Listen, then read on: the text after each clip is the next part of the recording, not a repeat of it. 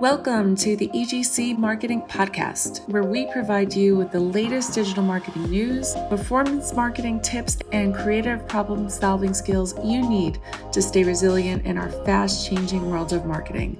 Listen each week and learn how to get the edge over your competition and grow.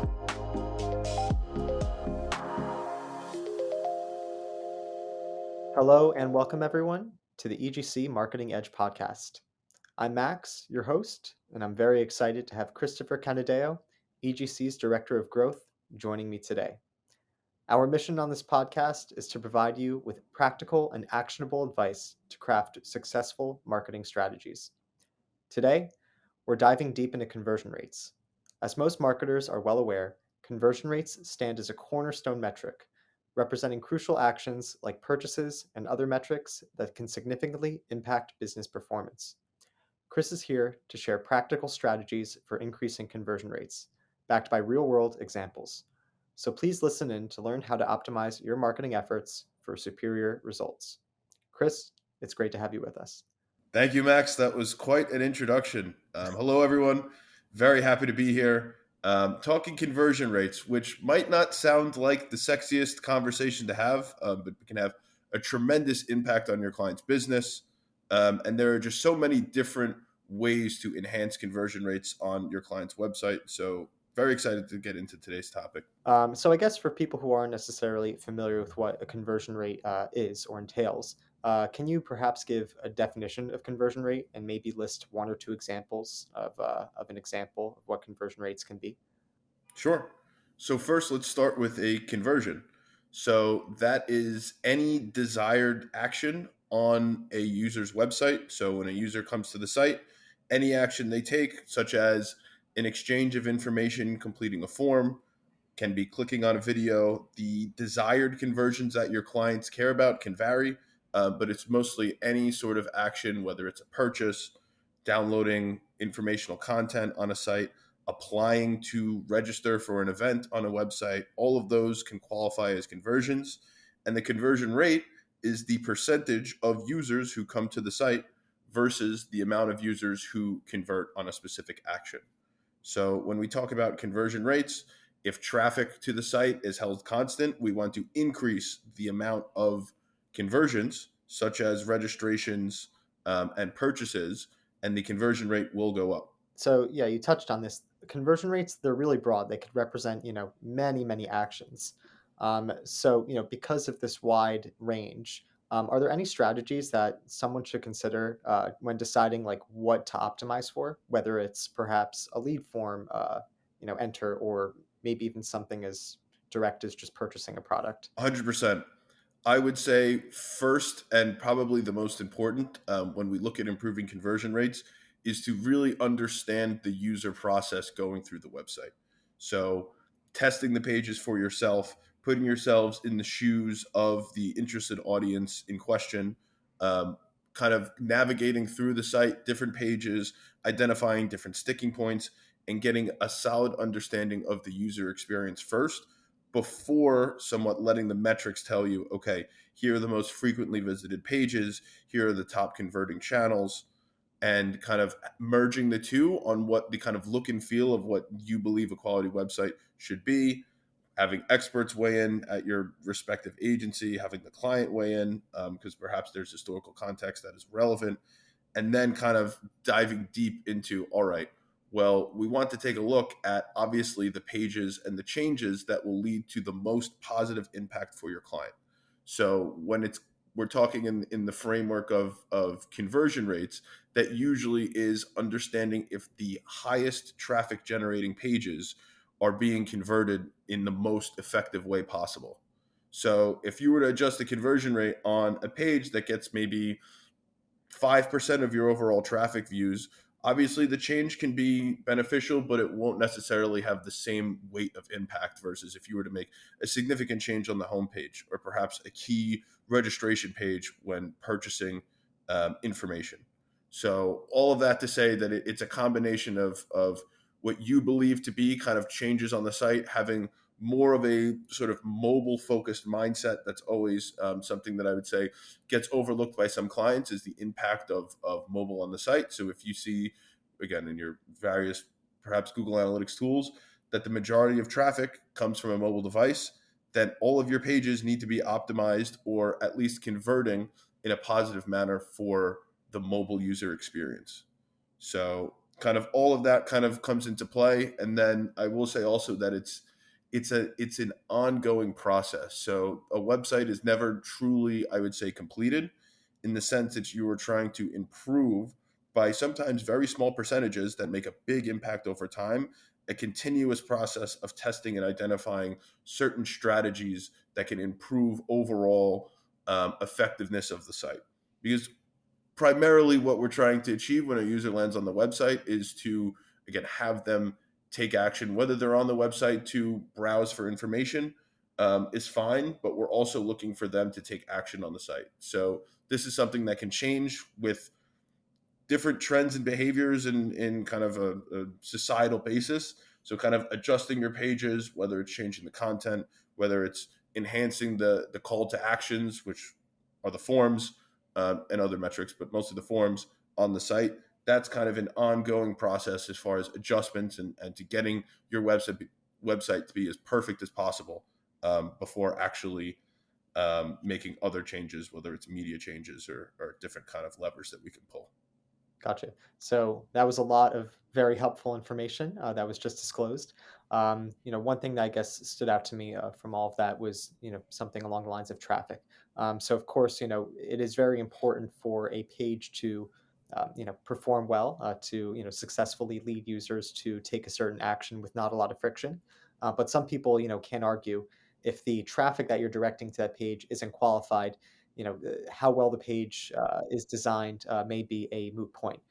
So can you touch on, perhaps how do you ensure that the traffic that you're directing to your page or your product or whatever the case may be is qualified and they are taking the actions that you want them to take, instead of, perhaps maybe a poorly designed site? How do you just, in a sense, how do you decide if it's poor traffic or poor site design?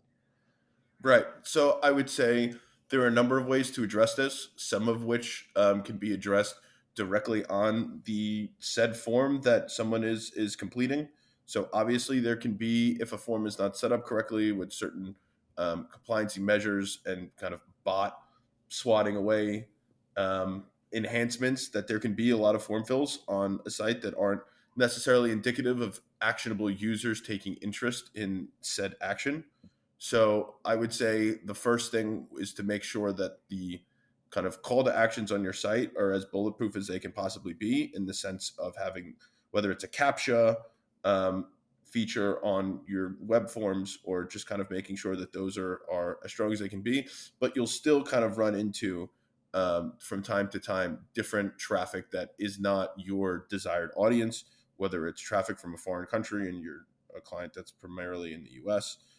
So from that perspective, there are other ways that you can identify quality traffic. Time spent on page is definitely, I would say, a key indicator, as well as bounce rate. So if it is a kind of artificial user that's not the person who we want to target, usually a good understanding is to look at the time that they've spent, and perhaps at a page level, the average time that is spent on a page. So if you see that, again, the location from the user is not from the areas that you initially intended for them to be from, and also a combination of them not staying on the page, whether they just click and leave, those are usually good indications of traffic that is non-desirable. But you're absolutely right, Max, that stuff like that can get in the way of a proper A/B test. So it's always kind of good to look into the numbers, and there really is no harm if you were to launch an A/B test over a period of 30, 60, 90 days, and those factors are present, and your client is not convinced that the A or B result is necessarily a statistically significant result and one that is deemed worthy of creating change, then you can always rerun the test again, and also kind of keep an eye on those many different kind of outside, external, and contextual factors. Perfect. So you mentioned A/B testing, which we can have a whole podcast episode, in and of itself on. But just talking about A/B testing, are there any instances where, because A/B testing is ideally incremental, you're changing a few aspects of a site, of a page, of a form, whatever. But are there any instances where you want to perhaps launch an overhaul instead of testing incrementally? And can you provide any examples to where that could be the case? So it's funny that I'm not sure if listeners know this, but I am speaking to the resident A/B tester, maestro himself, Max Ross, at the agency. Certainly has conducted numerous A/B tests and has helped our clients really kind of, when it comes to thinking differently about the site, pioneering. So it's an honor to be speaking with you about different A/B tests and how they can help a client's business. And I mean, look, I would say that overall, an overhaul from the site from a practical standpoint usually is not feasible especially in a short period of time, and clients are very hesitant to take a website that works, albeit a hopefully compliant and stable website, and to change everything or make major changes. So I think that when it comes to perhaps certain design, aesthetic, messaging, that can be done more so at a smaller scale. And then having information that could lead to a big change is an ongoing process, and it is something that, again, if it needs to be done, it needs to be done. But more so, clients will take a liking to smaller changes that lead to more positive, effective results before going all in on a massive site redesign. And this can be done in a number of ways. For our clients, we like to test if they're running a promo. Something as simple as changing the messaging on a promo. So if it's buy one, get one free, 50% off. So kind of testing how different messaging, percentage-based messaging, how that really resonates with customers. And if it does lead to a significant increase in conversions in sort of either direction, and kind of understanding those over time on a smaller scale, whether it's kind of you develop two separate landing pages and you send traffic to both of those landing pages and see what the results are, but kind of measuring that out on a smaller scale and seeing actionable results leads itself to having a conversation with the client on bigger changes and bigger results. And you have this snowballing effect that will hopefully lead to, again, the best and most optimized site that it can possibly be. Yeah, most definitely. I actually remember reading a book, Great by Choice, which mentions this approach of firing, bullets before cannonballs. In a sense, you're testing incrementally, you're optimizing things, and then once you get momentum, you really put some effort behind it. So that's definitely, my POV when it comes to, when to test incrementally versus when to overhaul. But that's something that you just echoed. So, happy we're on the same page, as we should be, considering we work together in quite Yeah. close capacity. And you would know, Max. I mean, as far as your experience lies, I definitely agree that you carry um, more weight than I do, even in a sense that you're so close to all of our clients' testing and optimization strategies. So yeah, I mean, you're absolutely right as well. It's usually the small changes are what can sell them in first on the whole process, and then the massive overhauls, hopefully in a positive manner, is what the goal is to get kind of the site that they're looking for. Yeah, we'll for our listeners, we'll have a conversion, or sorry, rather an A/B testing podcast soon to come. So keep an eye out for that. You'll learn about our Maybe even a workshop. yes, maybe even a workshop. Stay. It's a reminder to subscribe to our newsletter and keep posted for all of the most relevant information. Perfect. Okay, so I guess before we end, can you share some perhaps real world examples of some successful conversion rate initiatives, tests, or strategies that our listeners can view from or learn from? Rather, I could share a few myself as well. To end things off. Sure. I would say that we have seen, again, it's as far as what you test can vary drastically based on the client that you work on. So manipulating price, sending to a different audience, it's all of those things can lead to positive results. I will say that I would say I don't know if it's my favorite A/B test of all, but one that definitely proves to be successful is when you utilize tools such as we use tools such as VWO at the agency that can combat for seasonality. So sometimes when you run a test, if you were to run one without a tool that can evenly split the traffic to an A and a B example, what you might run into is seasonality changes where you're launching a test maybe 30 days with one change on the website versus 30 days with another change on the website. But there can be so many different contextual factors that come into play when looking at the results that it might not be a true A/B test. So Again, I think it's also very important to have specific A/B tools at your respective agency or on client side, your respective business, because that really gives you a true indication of an even playing field for both kind of test subjects. So, and we've executed this in a number of different ways, whether it's changing the call to actions on the homepage that for some of our clients get hundreds of thousands of views a month, and understanding kind of which call to action, because they have a few, which one should really be kind of the hero and stand out versus others. I will say too is that we always like to run, as I mentioned, an A/B test if there's a new product promotion or a new promotion in general, and understanding what kind of resonates more with the positioning and the messaging of said product. So it's also, yeah, I would say extremely important to make sure that you are kind of understanding the caveats if you don't have the necessary A/B tools in play, what that means for the results that you will get at the end of the test. Yeah, most definitely. I would say that you are, in a sense, almost as good as your stack allows you to be. So you really definitely need to have a relevant, and efficient technology stack when it comes to testing. BWO is a great example. Same same traffic, same timing. It's all very important to have those conditions be constant for a true, A/B test. And I guess just to point out an example as to how effective a test can be. We had a lead form page for a healthcare client in which we simply, tweaked the copy, to make it more actionable. This was not a design change. This was strictly a language-based change, and it actually led to a 30% lift in conversion rate for purchases.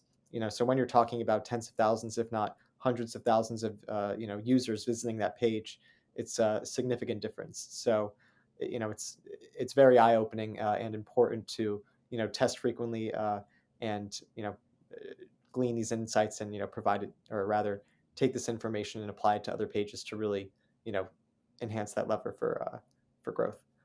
100%. And I will say too is that obviously who wouldn't want 30% higher conversion rates across the site?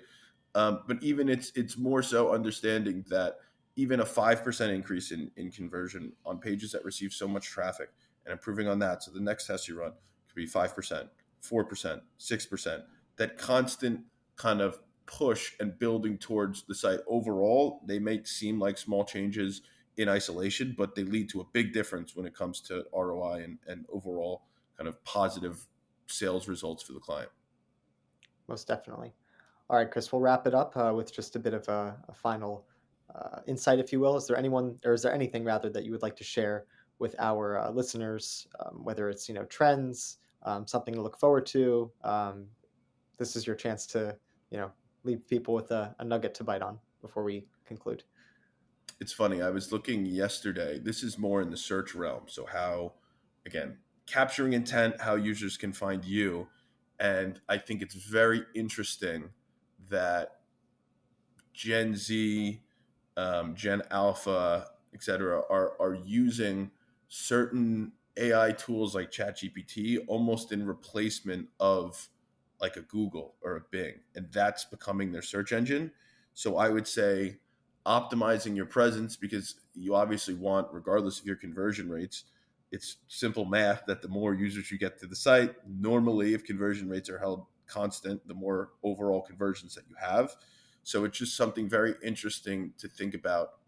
Definitely, I would say the balance between the search behavior of the younger generations being more kind of LLM style and LLM focused, and perhaps shifting away from Google. I know that's something absolutely crazy to say right now, but we might see it. Is definitely, I would say, some sort of insight that your client should definitely consider how they are being presented on these sort of sites, whether it's ChatGPT, because it's definitely moving in that direction where it will matter a great deal on how you stack up in that sort of realm versus your competitors. Fantastic. This is actually a good time to shout out our other podcasts. We do have one specifically on AI, so do keep an ear out for that. Chris, thank you so much for attending. I do want to say to all of our listeners, subscribe, share. If you like what you heard, we have some more excellent content that is going to be pushed out within the next few weeks.